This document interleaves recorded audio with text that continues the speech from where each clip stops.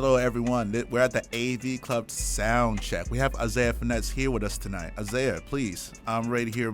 We're ready to learn so much about you. But first, I want to dig more into your name. Why are you calling yourself Isaiahh Finesse? Okay, so I've actually been waiting a while to explain this. So my full name, my real government name is Julian Isaiahh Finesse. All my life, people has been mistaking it for Isaiah for finesse, basically, instead of finesse, because it's spelled Finisse. But obviously the I isn't there, it's the E instead.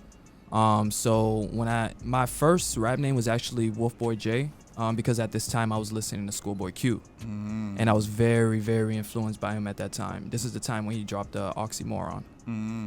So it was Wolfboy J, and then I got into Flatbush Zombies around 2016, and I actually went to their 3001 concert, and that changed my life. It changed the way I made music, which is the reason why actually we're gonna get into it later, which is the reason I call my project God on Acid. But yeah, Isaiahh Finesse, it's with two H's. Two H's are for hip hop. And yeah, it's basically my middle name and last name. Very interesting. So first, no one goes to a concert and says it changed my life and don't talk about it. Oh please. yeah, man. Yeah. It's amazing. That concert, man, Flatbush Zombies, they dropped their debut album 3001 Space Odyssey. And I actually have the physical copy and everything, posted in my room and everything. I'm a big hip hop purist, like if you already don't know. So that concert, I went to it, and it was around the time I started, am I allowed to say smoking weed, like on here? Yes, you can. Is it around the time I started? It's a rap show. If it wasn't, take it as a PBS. Bet. But this is around the time I actually started smoking weed, after I got out of high school in 2015. And when I went to the show, that's all it was. It was a big hot box. So it was another experience. You feel what I'm saying? And shout out to Juice. Shout out to Eric. Shout out to, you feel me? Shout out to Michi Darko. All three of them, that show was amazing. It was in Fort Lauderdale at Club Cinema, I believe. But yeah. Excellent. Hey, I want to talk more about your music. What message you want to get through the sound? So the message I want to get through is that you can move past your demons. So the demons that you're holding on to, you can move past them. So let's say, for example, you're a genuine person, a person who would take the clothes off their back for a person, right? But you're just held back by these demons, like by your past and everything. Everybody knows that a journey, it takes a lot of steps. You know what I'm saying? Everybody's journey isn't the same. You could be at your lowest, but you could be at the top there, in a couple of years or even the next day. You feel what I'm saying? But it's a journey. So my message is that you could get through that journey, and that the journey isn't just a straight line. It's going to be, a roller coaster. It's going to be loops. It's going to be all of that. You feel what I'm saying? So that's what I try to execute in my music, while at the same time dropping some dope bars. You feel what I'm saying? And some dope beats. Oh, let's talk about beats then. You're also a rapper and a producer. I am. Yo, please tell us how you're choosing to do both lanes. So with that, Russ actually influenced me with that. I read his book, Stay Out of Your Head. It's the little yellow book. I don't know if anybody has read that, but it's like a little guidebook. You could read it literally in a day. Like in 2 hours, you could read it. And as you know, Russ is very self-sufficient. He's a producer, engineer, rapper. And he inspired me to actually get my home studio. So my microphone, my monitors, get Logic Pro X to make my beats. And that's how I really got into it. That was around 2016 I got into making beats. And 2014 is when I started writing music. The beats, I fell in love with it actually more than writing music today, actually. I love writing music, but sometimes I have writer's block. But with beats, it's like, there's always a sound that you could hear in the street, whether it be a bird chirping, whether it be a bell ringing. You feel what I'm saying? It's a sound that you could put together into, orchestrate into, you feel me, a track. You know what I'm saying? So I'm very, very passionate about my beat making. I want to talk more about that. I heard some of the songs and some of your beats too, and they're very clean. The production I can really put out next to some of the material that's out there right now. Tell me more of your process of assembling the sound. Okay, so I'm going to do it two types of ways. I'm going to do original melody first, and then I'm going to do sample. So with sampling, my process is I listen already. Like I said, I'm a music purist, so I listen to a lot of 70s, 60s. I listen to all types of music. I know everybody says that, but most people aren't really specific about that. So I'm going to get more specific on what I listen to from those ages. I listen to Curtis Mayfield, first of all. He's one of my favorite arrangers, orchestrators. Like, he's amazing. Curtis Mayfield, Sam Cooke, James Brown. We have God, there's so many. If we're talking hip hop, bro, we're talking Method Man, Redman, Wu-Tang Clan, Nas. Right now, J. Cole is my favorite rapper of all time. You feel what I'm saying? So when it comes to sampling, I go more into my 70s bag, to be real with you, because with the 70s, that's my favorite era. The bass lines in the 70s were crazy. So I don't know if you ever heard the song Strawberry Letter 23 by the Brothers Johnson. They have this bass line in there that's crazy, and I actually sampled that bass line. And just bass lines from the 70s and just the acoustics and the way it sounded just were amazing, and I love sampling those. So with that, my process is listening to the record, obviously. Next, it's into chopping up the beat in the program Logic Pro X. And then once I chop it up, I go ahead and I play with the speed a little bit, play with the keys and everything. Once I find that melody, I go into the drums, hi-hats, whatever. And then, I make the beat. Usually with samples, it takes like 30 to 45 minutes. If I'm doing an original melody, it usually takes about an hour to hour 30, because I'm coming up with melodies as, I'm creating. So, yeah. That's quite remarkable. And 2 points I'm mentioning Curtis Mayfield, because I'm also a fan of his as well. And Thank for those you. who actually don't know, Curtis Mayfield is the same artist that Kanye West sampled to make Touch the Sky. And that's one of my Yes. favorite Kanye West songs. Amazing. Yeah, and also just the original, just really off the chain, really. It's such a fantastic song. Hey, to go back to sampling for one moment, you actually have I don't know what's the proper title for it, but you just have an album just strictly of your beats, and it does get that 70s era feel. Please tell me about what's the name and what type of project is that? So it's actually called Just a Little Taste, Part 2. I actually have a Volume 1 that was based on the Roaring Twenties. So I'm sure you've watched The Great Gatsby with Leonardo DiCaprio in it, and you've heard the music that's inside of there. So that's basically based off of that, and Part 2 is based off of this 70s blaxploitation era. So we're talking Superfly, we're talking what's that? Dolomite, those types of movies. Foxy Brown with you feel what I'm saying, Coco Brown, all of that type of stuff. So I was watching those types of movies around that time, and as I mentioned earlier, the 70s is my favorite era ever. Also, the 70s, fun fact, obviously everybody knows this, was the era that hip-hop was founded by DJ Kool Herc. I want that to be known. DJ Kool Herc in the Bronx. But yeah, basically, so that was basically the influence with that. And when I went into actually making that, I was using all 70 samples on that. So I made the drums, and I basically like looped the samples and everything on that. Excellent. And please say the project one more time. Yes, Just a Little Taste Part 2. And that could be found on Apple Music and all streaming platforms with my name, Isaiah Finesse. Excellent. So, hey, let's actually go back to the rapping and talk about songs. I had the opportunity to listen to Acid, and that's quite a track. It's very interesting. Let's talk about the endo. You said acid, God on acid, or acid God? Correct me, first of all. God on acid. God on acid. God on acid is a person with talent that's being held back by drugs, alcohol, or the past. I like that. That I was like that you remember quite that. deep. That was just like, oh, wow. Yeah. So, hey, please break that down for me. So with that, I'm gonna be open a little bit with you guys here. My father is actually an alcoholic. So with him, that's actually based on him. So I don't know if you guys heard that album, but it actually has a skit that says Mr. Joel Finesse skit.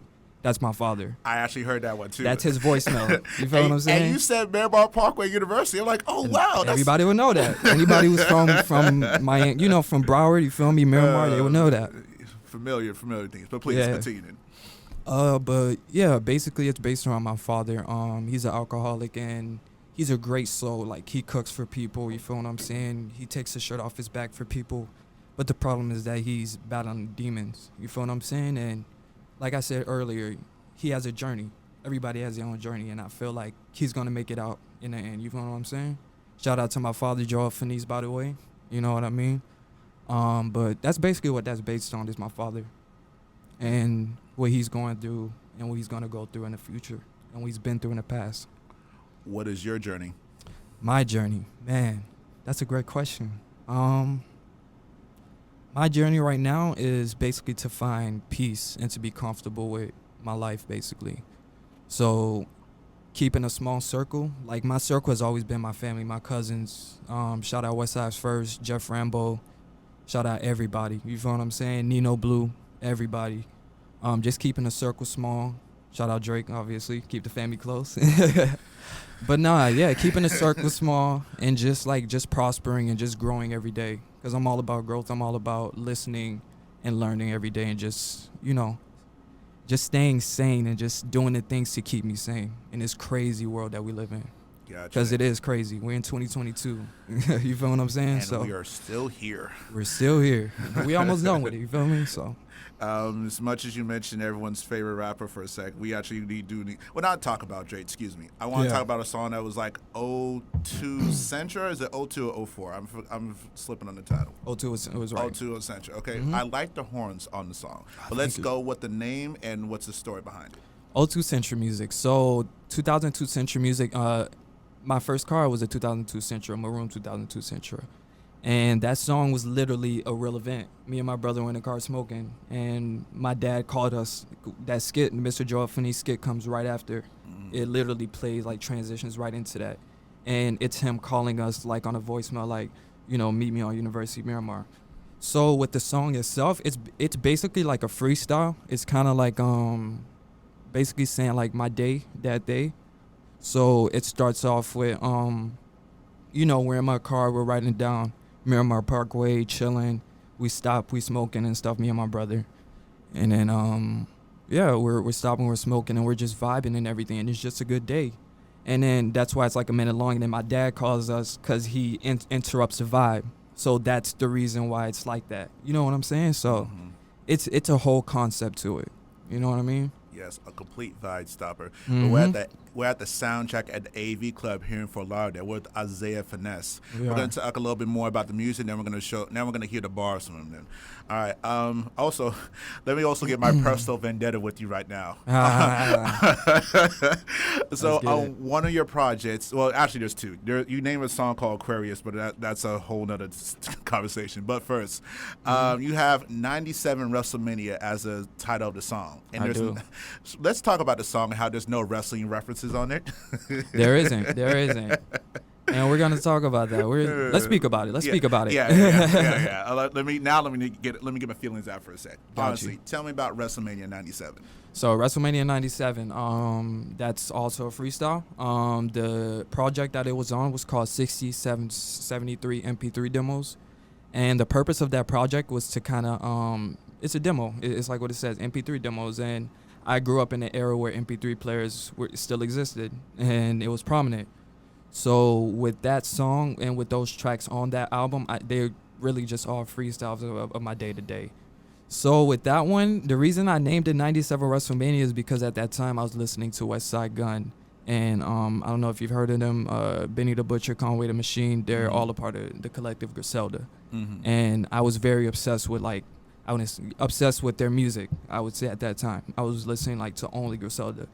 So Westside Gunn does this thing with his tracks where he names the tracks just random things. And he's actually obsessed with wrestling too.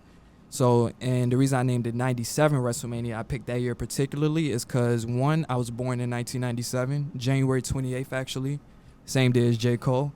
You know what I mean? Shout out J. Cole. But I was born in 1997, and as well, 1997 was actually the first year that Undertaker won the WrestleMania as well. A lot of people don't know that. So if you doubt my wrestling skills, you feel what I'm saying? Just know, I know the history. Now, the song may not have any wrestling references on it, and that was actually on purpose because I just wanted to, kind of sway the audience a little bit from that. You feel what I'm saying? Congratulations, it worked. Thank you. Mission accomplished. Hey, let's talk more about projects. What's next? So what's next? So I have a compilation album called Maximum, actually dropping soon. I'm dropping a single from that called Weight on My Shoulders with we have an artist named D-Ver that I'm working with. Westside's First, which is actually my blood cousin. And also Khalil Solomon, which you've actually had on here as a guest. You've actually had Westside's First and Khalil Solomon on here as guests. So both of them are on the song. It's produced by me, and that's just a compilation album just produced by me with different artists on it. We have a song as well with myself on it. It's with me and Westside as well that's going to be on there. After that is actually a project, God on Acid Part 2.